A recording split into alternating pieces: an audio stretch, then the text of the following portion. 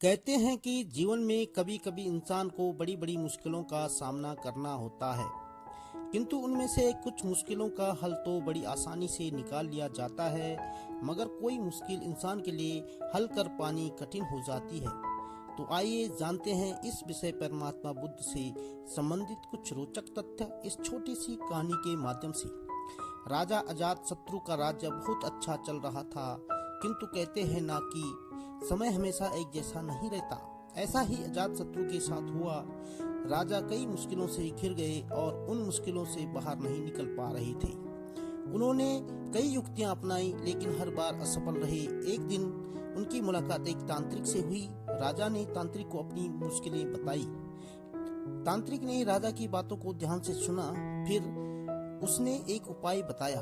तांत्रिक ने कहा, आपको पशु बलि देनी पड़ेगी, तभी आपकी मुश्किलों का समाधान होगा। पहले तो राजा काफी सोच विचार में पड़ गया, लेकिन उन्हें जब कोई भी रास्ता न दिखा तो उन्होंने तांत्रिक की बात स्वीकार कर ली। फिर तांत्रिक के कहे अनुसार एक बड़ा अनुष्ठान का आयोजन किया गया। पशुओं को मैदान में बलि देने के लिए बांध दिया गया, किंतु संयोगवश उसी समय महात्मा बुद्ध राजा के नगर में आ पहुंचे। वह उसी स्थान से गुजर रहे थे जहां पर राजा ने अनुष्ठान कराया था। महात्मा बुद्ध ने जब देखा कि निर्दोष पशुओं की बलि दी जाने वाली है, तो वह राजा के पास गए और बोले, राजन, आप इन निर्दोष पशुओं को क्यों मारने जा रहे हैं? राजा बोले, महात्मा जी, मैं इन्हें मारने नहीं, अपितु राज्य के कल्याण के लिए इनकी बलि देने जा रहा हूँ, जिससे सारे राज्य का कल्याण होगा। महात्मा बुद्ध बोले, क्या किसी निर्दोष जीव की बलि देने से किसी का भला भी हो सकता है? थोड़ा सा रुक कर महात्मा बुद्ध ने जमीन से एक तिनका उठाया और राजा को देते हुए बोले, इसे तोड़कर दिखाएं। राजा ने तिनके के 2 टुकड़े कर दिए। बुद्ध बोले, इसे अब पुनः जोड़ दें। राजा बोले, महात्मा जी, यह आप कैसी बातें कर रहे हैं? इसे तो अब कोई भी नहीं जोड़ सकता। तब बुद्ध राजा को समझाते हुए बोले, राजन, जिस प्रकार इस तिनके के टूट जाने के बाद आप इसे नहीं जोड़ सकते, ठीक उसी प्रकार जब आप इन पशुओं की बलि देंगे तो यह निर्दोष जीव आपके कारण मृत्यु को प्राप्त होंगे और इन्हें आप दोबारा जिंदा नहीं कर सकते, बल्कि इनके मरने के बाद आपको जीव हत्या का दोष लगेगा और आपकी मुश्किलें कम होने के बजाय और भी अधिक बढ़ जाएंगी, क्योंकि किसी भी निर्दोष जीव को मारकर कोई भी व्यक्ति खुशी नहीं प्राप्त कर सकता।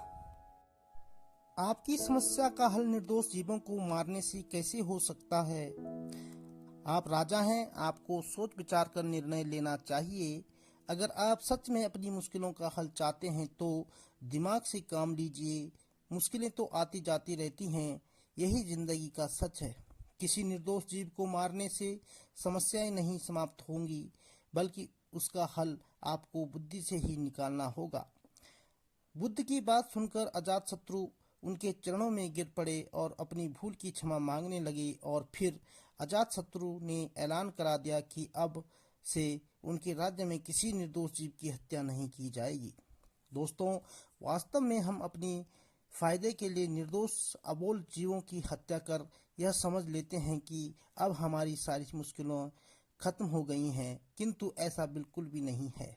हमारी मुश्किलें खत्म होने की बजाय और भी बढ़ जाती हैं, क्योंकि हमारे ऊपर जीव हत्या का दोष भी लग जाता है, जो कि हमारे लिए बिल्कुल भी उचित नहीं है।